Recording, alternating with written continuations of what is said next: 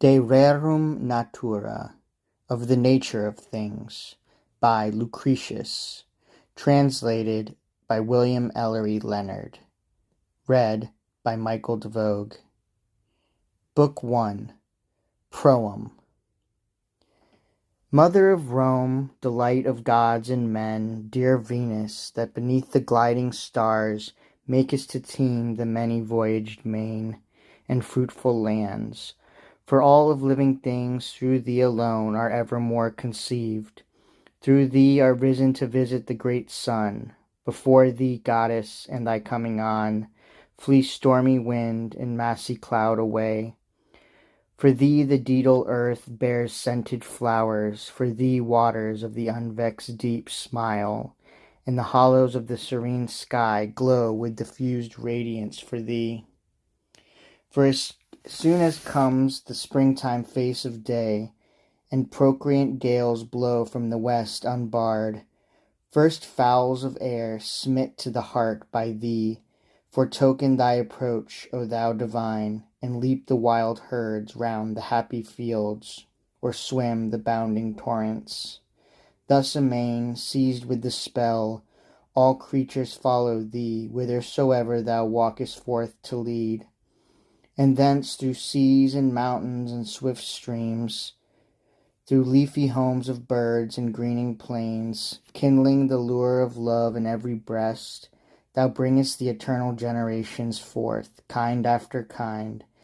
And since 'tis thou alone guidest the cosmos, and without thee naught is risen to reach the shining shores of light, nor aught of joyful or of lovely born, thee do I crave co-partner in that verse, which I presume on nature to compose, for Memmius mine, whom thou hast willed to be peerless in every grace at every hour.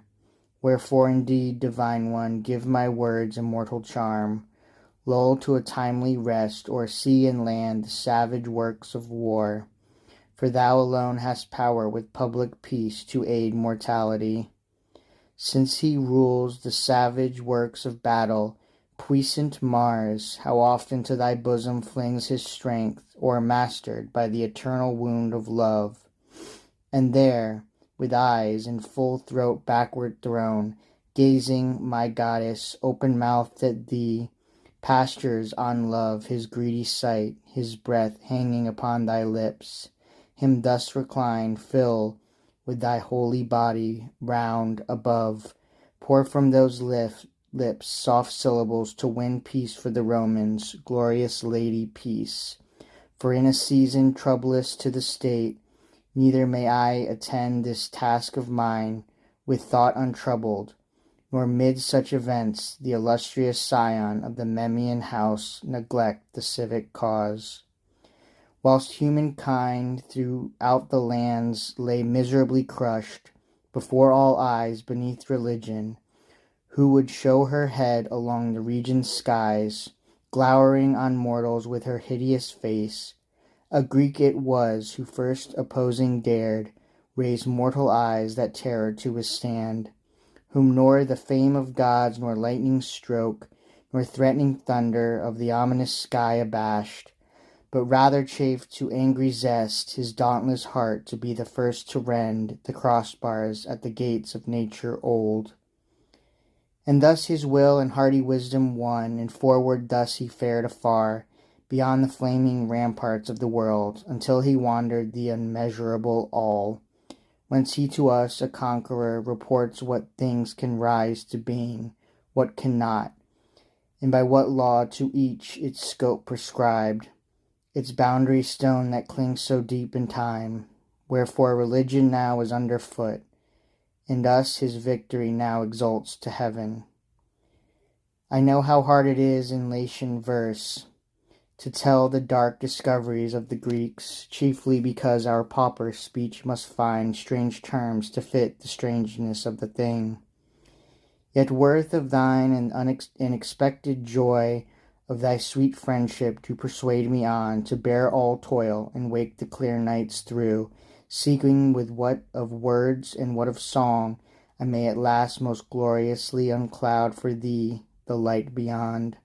wherewith to view the core of being at the centre hid,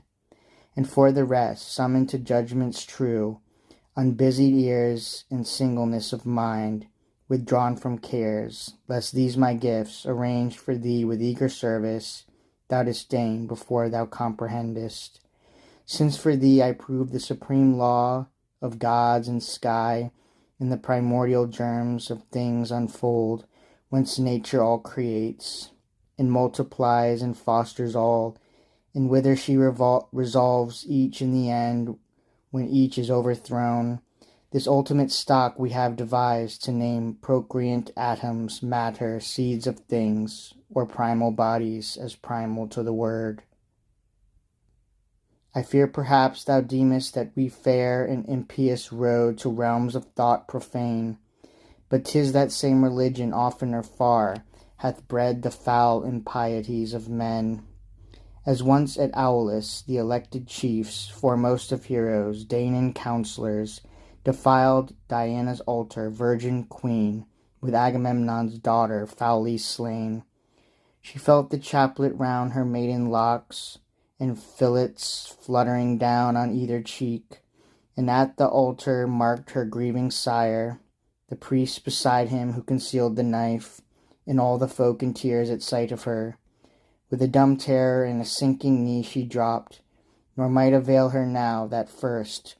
'twas she who gave the king a father's name. They raised her up, they bore the trembling girl on to the altar hither, led not now with solemn rites in hymeneal choir. But sinless woman, sinfully fordone, a parent felled her on that bridal day, making his child a sacrificial beast, to give the ships auspicious winds for Troy. Such are the crimes to which religion leads. And there shall come the time when even thou, forced by the soothsayer's terror tales, shalt seek to break from us. Ah, many a dream even now can they concoct to rout thy plans of life, and trouble all thy fortunes with base fears. I own with reason, for, if men but knew some fixed end to ills, they would be strong by some device unconquered to withstand religions and the menacing of seers. But now nor skill nor instrument is theirs, since men must dread eternal pains and death. For what the soul may be they do not know, whether 'tis born or enter in at birth, and whether, snatched by death, it die with us, or visit the shadows in the vasty caves of Orcus, or by some divine decree enter the brute herds, as our Ennius sang, who first from lovely Helicon brought down a laurel wreath of bright perennial leaves, renowned forever among the Italian clans. Yet Ennius too in everlasting verse proclaims those vaults of Acheron to be, though thence, he said, nor souls nor bodies fare, but only phantom figures, strangely wan, and tells how once from out those regions rose old Homer's ghost to him and shed salt tears, and with his words unfolded nature's source. Then be it ours with steady mind to clasp the purport of the skies, the law behind the wandering courses of the sun and moon, to scan the powers that speed all life below, but most to see with reasonable eyes of what the mind, of what the soul is made, and what it is so terrible that breaks on us asleep, or waking in disease, until we seem to mark and hear at hand dead men whose bones earth bosomed long ago.